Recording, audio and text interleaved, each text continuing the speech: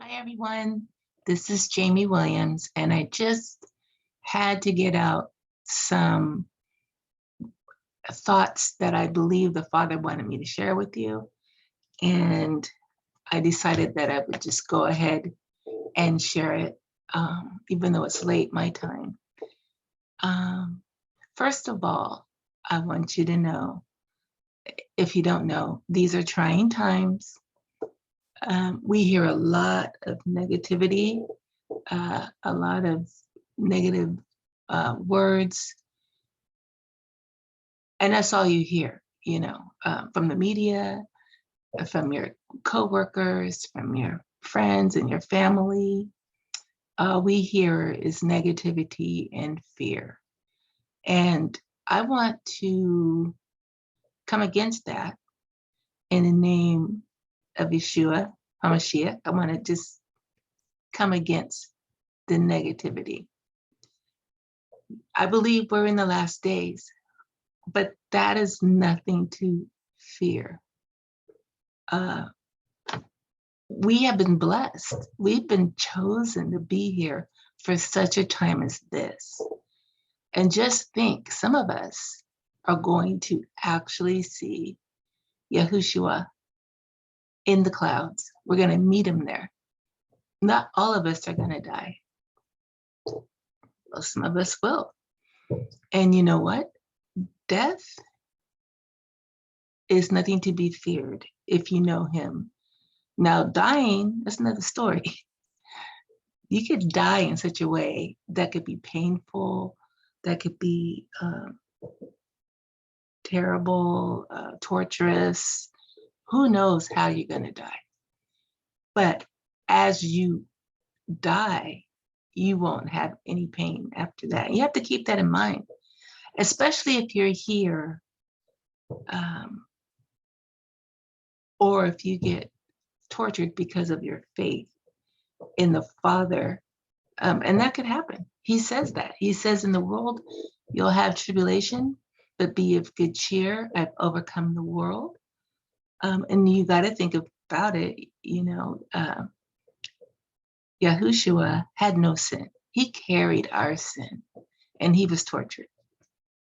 And we know that the Father loved him, but he did what the Father wanted him to do to bring us back to him. That just goes to show how much love the Father has for us. He has so much love.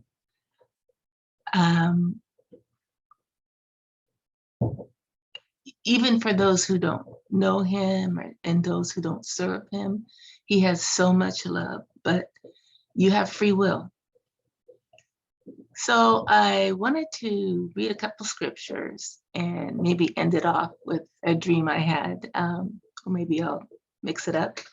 But the Bible talks about not forsaking yourselves together as the manner of some is, but exhorting one another in so much more, and so much more when you see the day approaching. That's Hebrews 10:25. And I certainly see that day approaching. And I want to encourage you that this world where we live, it's just really, I'm trying to straighten up my head because I'm on a Zoom. It's just really like, okay, it's just really a fake place. I mean, it's not real. What I mean by that is like, and I'm not a matrix person, but it is a simulation of what real life is with the Father. I believe we were with the Father before. I don't have any recollection of that, but I believe I was with him before. I can remember being as young as 5 years old, 6 years old, and daydreaming. And I would think, how did I get here? And where did I come from? Like, what happened? Like, how did I get here? And I look around now, and as humans, we want so many things. Want a nice house, want a nice car, want a nice, job, want to be healthy, want to be all this and that. And I think about what we really want is just so futile to what you're really going to get, especially if you know the Father. Even if you get the least of the least, if you know the Father, you're going to walk on streets of gold. You're going to have a mansion. You're going to see colors that you've never seen before in your life. You're going to have love more than you ever had in your life. And if you've never had love, then you're going to have that love. Um, and I feel like the day is approaching. In fact, I wanted to tell you about a dream I had when I was probably 9, maybe 10.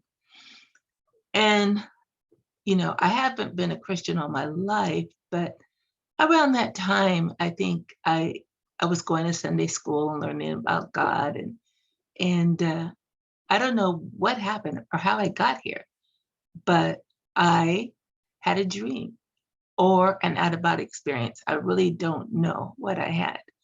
It felt more like an out of body experience, but I didn't know what that was when I was a kid. And I remember being dropped off. In my dream, I was dropped off at a place like pretty much like this, like the water and a beach. It wasn't like the ocean. It was like a huge river or a huge lake. And right next to it was this huge mountain that had a huge mountain, see my hand, that had like a hole and waterfall was coming out of it. And I remember thinking, what in the world? It's so beautiful here. And the water was crystal clear, but not blue. It was more like white or clear. And I remember there was this fish and kind of waves at me, and I waved back. And I could hear him say, you can't beat me.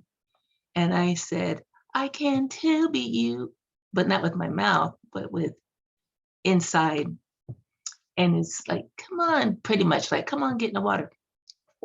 So I get in the water and I'm swimming with this fish, and I can remember like the water wasn't watery like our water. You feel our water and it just feels watery. It felt like I had a little bit of substance to it. I could actually swim, and I could swim as fast as that fish. And I was swimming around, and there were bubbles in the water, and part of me was having a blast, and the other part of me was thinking, how am I doing this? Like I don't even swim like this. But I was having a blast because I'm gonna beat this fish. And so I'm having a blast. And suddenly I felt like I was supposed to leave. It was time to go. I knew somebody was there, but I didn't see them. I don't know if it was an angel or who it was, but they said, you have to go now. And then I told the fish, I have to go. And he was sad. And I said, well, don't worry, I'll be back. And I've thought about that now. I mean, that dream was low these many years ago. Like I'm getting closer to Social Security than I was as a kid. But, I think I'm going to be back. I'm going to be back. I'm sorry, I keep moving my head. Um, I'm a lover of animals. If I had my way and if I had a job in heaven, I would take care of the animals, not only mine that I've had, but I just love animals. I should have been a veterinarian or something. I love animals. But I just keep thinking about it. All of a sudden, it's like, I'm going to go back and see that fish. I mean, I won't be 8 years old anymore, but I'm going to be able to swim just like that. And It's crazy. It's like it seems so much more real. Like even this ocean behind me, no matter how beautiful it is, didn't compare to the beauty of the place where I was at. It was like crystal clear and better than 4 HD. Oh, excuse me, it's late.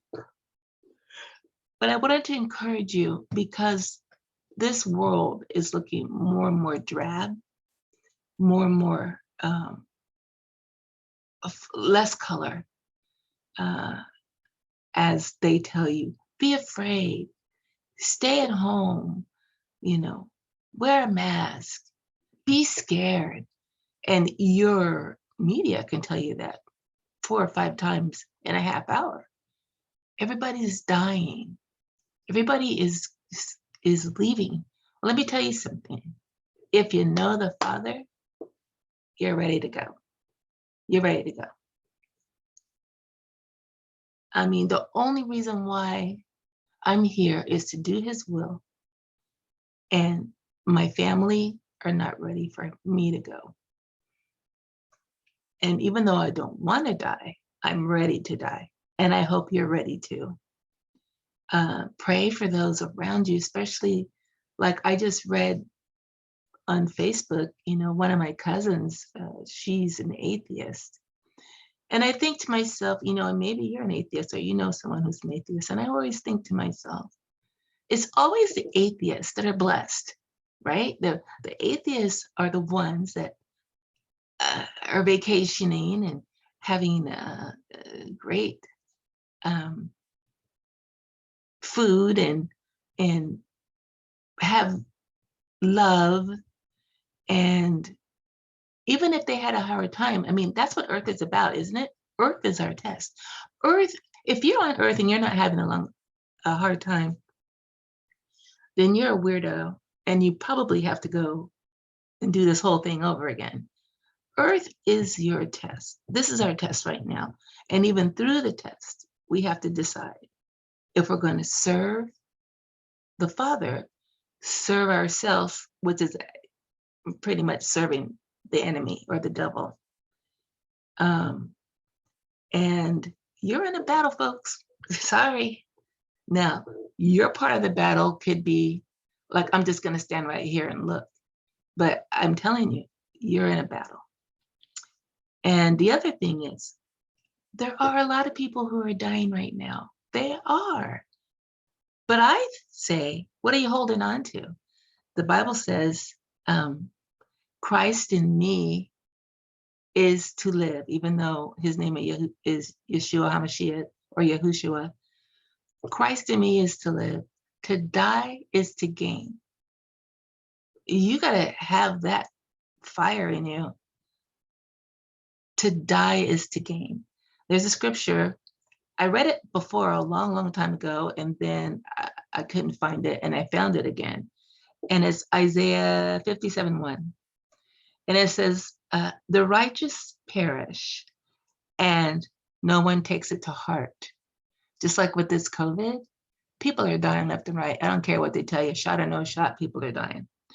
And it says, we of the devout are taken away, and no one understands that